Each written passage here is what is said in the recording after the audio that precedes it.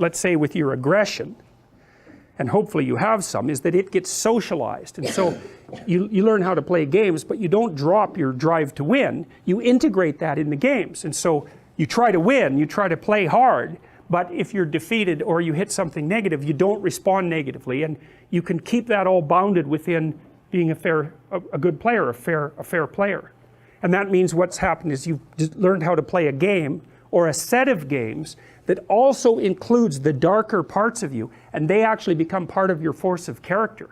It's way better if you can pull that off. And that's what you definitely want to do as an adult. Like, all you people are going to have to learn to negotiate on your own behalf, and that's really hard. It means that you have to know what you want, you have to be able to communicate it, and you have to be able to say no.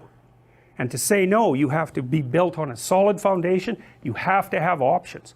So you got to remember that as you go through your life. Is like, if you don't have options, you can't negotiate with someone. And if you're not willing to use them, they win, period.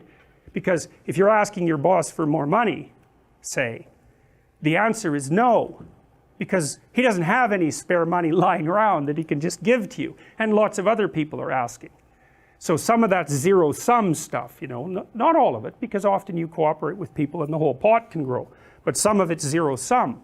And so you better have a case made. It's like, here's how much money I should have, here's why. Here's the benefit to you that will accrue if you do it. Here's the consequences that you don't. They're actually real, they will cost you, and I will do them.